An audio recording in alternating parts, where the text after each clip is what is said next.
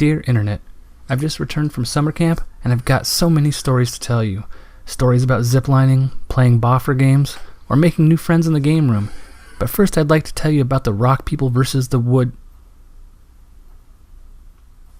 Oh. Hi. I guess I'll just tell you what happened at camp instead of having this inner monologue.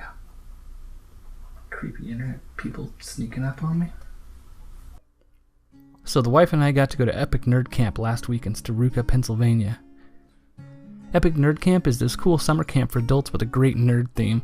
Besides normal summer camp activities like crafts, canoeing, archery, wall climbing, and ziplining, they also have a load of nerd activities like boffer games, LARPing, an escape room, Quidditch, wizard battles, wand making, and tabletop gaming. While all of these activities were super fun and we had a blast, the most memorable part of our vacation for me was the rock people versus the wood people battle that took place inside our cabin. It all started when we first got into our cabin, the 3 broomsticks, and claimed our beds. We noticed that one of the separator boards by our bunkmate's bed randomly had a rock sitting on it, which was a little weird. So like any reasonable person would do when our cabin mates left, we found another rock and set it next to the first one. When our neighbors came back, they commented on the change. There are 2 rocks now. Did you guys do this? They asked. Of course we denied it and later found 2 more rocks to place next to the collection and eventually added a 5th and moved the whole thing to another part of the cabin. We figured we'd keep moving things around a little and maybe give them a small rock family or something, but then something mysterious happened. Rock hinge. And this is where the magic began. When I saw this, I remember thinking, we've got some really cool roommates with a fun sense of humor, but I will not be outdone. And thus began the greatest one-upsmanship event to ever take place in a cabin in Staruka, Pennsylvania. So my wife, Lori, and I split up to see what we could quickly add to the display in the middle of our cabin's floor, and this is what we came up with. Here's where the story diverges a little bit, depending on who's telling it. I thought we had created a shaman performing some kind of ritual at Rockhenge, but others saw him and deemed him a rock god. When we returned later, the scene had expanded yet again. Rock people had seen the shaman and, viewing him as a rock god, offered him a sacrifice of one of their own. Things in the rock people world had gone nuts, and something had to be done. In a faraway village to the north, the wood people had heard rumor of the rising power of the rock people, and fearing that their children may one day become sacrificed to the rock god, they began to move with mob-like furor. They gathered up torches and marched south to confront the rock people. This did not go well. The rock people, hearing of the approach of the wood people, decided to increase their power by preparing a new sacrifice, and thus Pikachu was placed on the altar, with angry rock people chanting and performing evil rock rituals. Of course, this would not stand, and the wood god who had been watching decided it was time to step in. Before joining the ranks of the wood people himself, he called upon the Fuzzles for assistance, who upon hearing of Pikachu's situation joined with no hesitation, and thus the line had been drawn in the sand. There was no turning back. War was inevitable. For the rock people, the ritual sacrifice of Pikachu couldn't be stopped. They were in too deep. There was no going back. Things could never return to the way they once were, so pacts were made and factions were formed.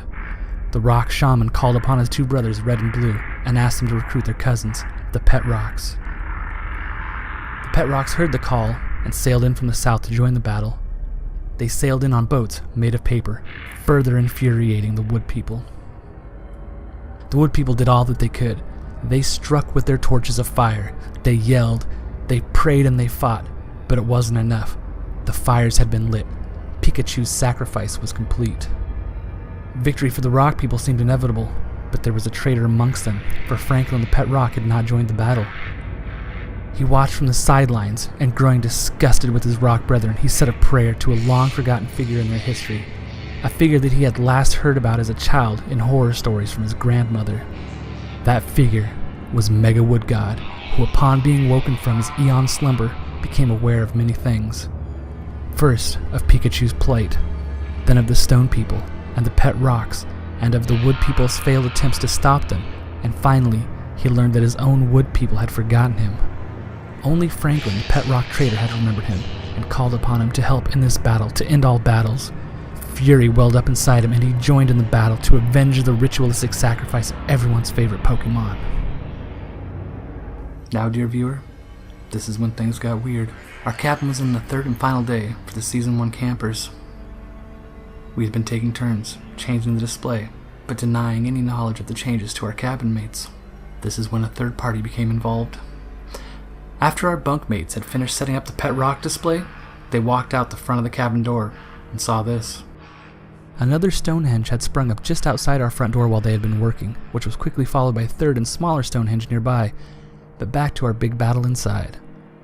Other creatures had joined in the battle as well. This is Alberto, the Wood People Cyclops. He had been at a nice dinner party when he got the call to join the battle.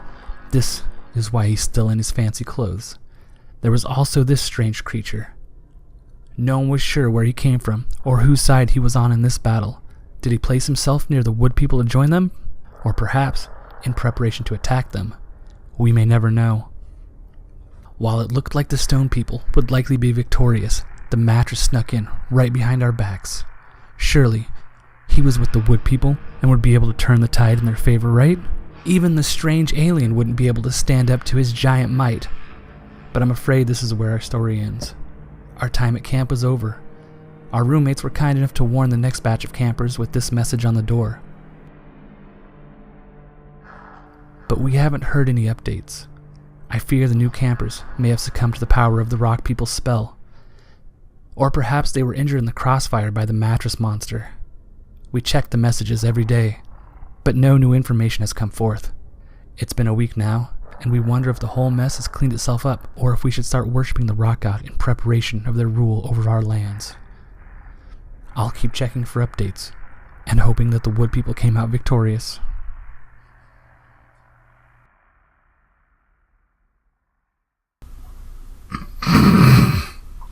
Camp was fun. I highly recommend it. We crafted, we gamed, we ziplined, we made new friends, we learned trapeze tricks, we fed a horse a banana. At one point, a dinosaur got a hold of a sword. I hope to go again next year. Thanks for watching, and subscribe. Check out my other videos.